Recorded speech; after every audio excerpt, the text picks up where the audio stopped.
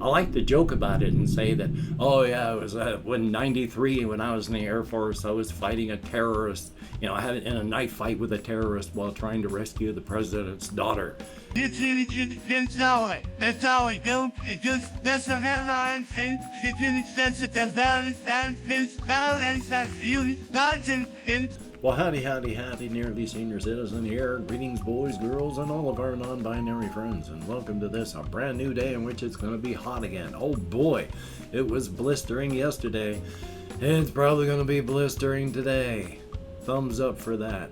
So as soon as I'm done recording, lights are off, fans on again. I had my window fan on high. I had the hallway fan on high.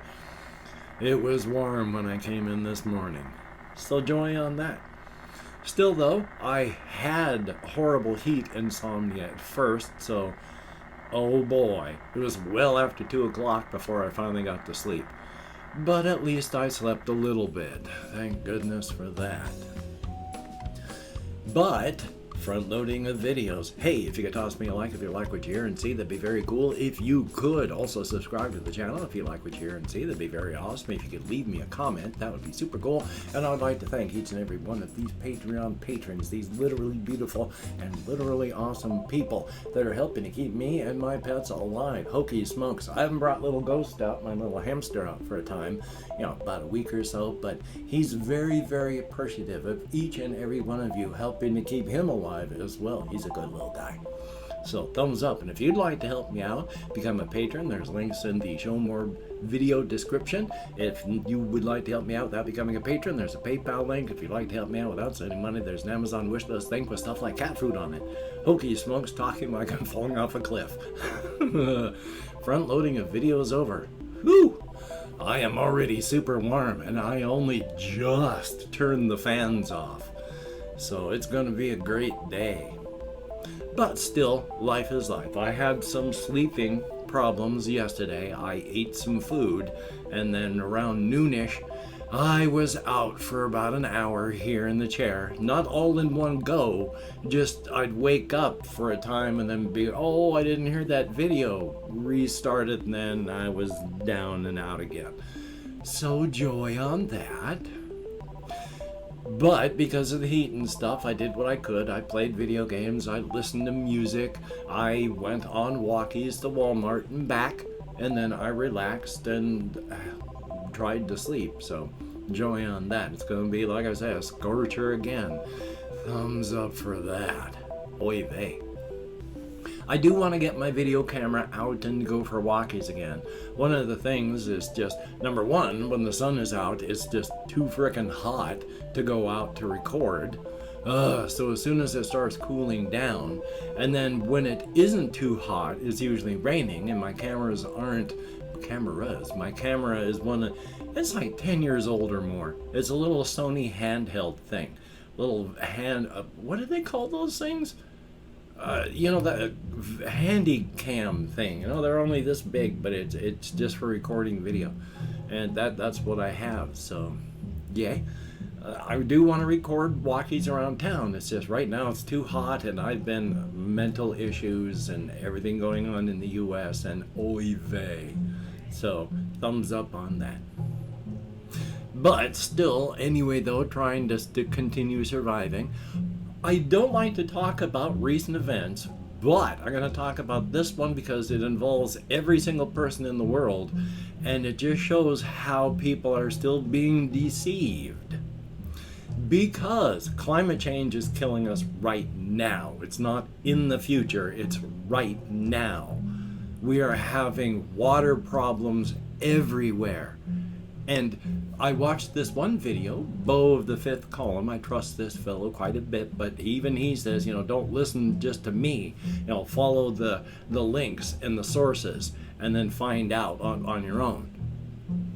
But we're having mega problems with water here in the U.S. And Bo was getting more email about just saying, it's nothing, you're listening to lies, it's just a drought. If it wasn't a drought, it would be happening worldwide. Well, guess what? It's happening worldwide. In Germany, a whole bunch of shipping is done to manufacturers along a major river. They need to have that river at least 3 feet deep so that they can bring their ships through with all the cargo on them. It's not 3 feet deep anymore, which means they can't take fully loaded cargo ships through, which means they have to take more lighter trips, which means it's going to cost a lot more, which means all of those goods that downstream from these things being delivered, everything is going to cost more because they got to make up for the fuel because they can't carry as much because there's not enough water. This is the start of our major problems, both economically and otherwise. And even on top of that, I mean, not even talking about climate change as a major thing, like affecting us right now. One of the big things I was watching on another science video was how climate change affects the falls of empires, because China is so good at keeping ancient records back thousands and thousands of years. You can accurately pinpoint when things happened in China to when things happened in the rest of the world. And they were able to study when volcanoes went off in the rest of the world and when dynasties collapsed in China. And out of like 72 various volcanoes, 68 of them were followed by a collapse of empire in China. All it took was one volcano to affect the climate so that there would be increased social unrest because of lack of food, and boom, dynasties collapsed. We are about to enter a point where it's going to be that. Food is costing so much more. I have a little tiny bug that flew in my window that's bothering me. Food is going to cost so much more. And especially with Ukraine being the world's wheat basket, oh boy, this is going to be fun. But I don't like to talk about recent events. These are a lot of the things that are crushing my mind and making it so hard to get through life. I never thought I'd actually be here for the fall of the American Empire, but there we go. Excuse me. The other thing I want to talk about, I've had people ask about it in comments because of things I've done in videos and such like that. I'm going to talk about this one just for a while. I've talked about it before, but it's refresher and new people, but few people watch my videos. Thank you so much for watching. It is appreciated greatly. I did sever the radial nerve in my right arm so that my hand was paralyzed. The only thing I could do was these 3 fingers. I could bring them in, and then I had to let gravity pull them out. That was it. The hand was dead from there on. I severed my radial nerve to the point they check by putting probe on one side, probe on the other, and then seeing if electricity runs through it. There was nothing. It was severed. I wish I could say that I had severed it in an exciting fashion. I like to joke about it and say that, oh yeah, it was when 93, when I was in the Air Force, I was fighting a terrorist. I had in a knife fight with a terrorist while trying to rescue the president's daughter. But no, it wasn't anything good like that. It was very, very dull and boring. When my wife was alive, I got like an hour of sleep a night if I was lucky. And so I fell asleep a lot during the day. And that because of my scoliosis and the curvature of my spine, I tend to slump off to the right. If my arm is next to my body, that means I lean with my arm up against the arm of the chair, putting pressure right here where the radial nerve runs through. And after a couple years of that, it was like I had taken the nerve bundle that runs down to my hand and just rubbed it over a rock, and it just kept fraying until one day, snap. And that's how my hand became paralyzed, because I kept falling asleep and leaning to the right. It's not even an exciting story of how I severed my radial nerve. It took years before it started coming back, because nerves do grow back. They grow at about 1 millimeter a month. So I was able to regrow that nerve. You have to be very careful when nerves are growing back. You don't want to have your hand drop and keep it that way, because if the nerves grow back this way, this will become your default resting position. If I'm not thinking about it, my left hand is just going to be like this. If you have your nerve severed and you let it go like that and heal, that's going to be your default. Not this. I'm lucky. I was paranoid about it. So my hand at least does not drop. But for years, the muscles in these right in here, they were cramped constantly. If I even went like this, that lightly, it would be agony from here to here, because those cramped muscles would just be screaming. And even now, if I don't put a little bit of thought into what I'm doing with this hand, if I have to think about it, because if I don't, I'm sorry about the lack of English speaking skills today. If I don't think about this a little bit while I'm using it, then I have loss of control. It basically forgets what it's doing. It has a reaction like if I'm holding a controller and I stop paying attention, it's as if my hand suddenly goes, hey, what the hell is this? Oh my God, get it off! And I won't even know what the heck is happening here. If I reach over without thinking about it, it's not a hand, it's a club with tendrils at the end. I drop things, I smack into stuff. It's getting better all the time. But, oh boy. And I am nearly ambidextrous. If this is right-handed and this is left-handed, I'm 50% and then like 53. That much more toward being right-handed. The only things I can't do with my left is sign my name and write quickly. I have to think about that. Because I can write, I just can't sign my name. And I can't write quickly. But everything else that I do with this hand, I can do with this hand. And when this hand was dead, this hand really picked up. I've gotten clumsier with this hand as this hand has gotten better. So we're about this stage instead of like this. It's amazing how your body and mind pick up. But yeah, that's how my severed nerve got severed. I'm still dealing with it today, and I still, when I'm out walkies, you gotta practice it, you gotta use it. I'm always stretching the muscles out because, oh my gosh, everything gets so tight because still the damage, the signals aren't going through properly. And I'm not sure why. I mean, the nerves have regrown. Is there actual scar tissue along nerve fibers? I have no ideas. But let's see if I got anything down on here where I wanted to quickly be able to talk about something with my story. Well, story setting and the framework I'm doing for a day in the life, a year on the razor's edge, where I start here, end here, and it's 1 year's adventure on the razor's edge. I'm getting things more in place, but I still have to have that framework to bounce the characters off of. One thing I wanted to continue to stress on this one is there is no overarching authority that you can appeal to, unlike here, in the United States or in any country you happen to live in. If something goes wrong in your neighborhood, you can at least say, hey, I'm going to call the cops. And if a city has issues, they deal with, you just bump it up until you get to the final stages of government and they talk about what to do.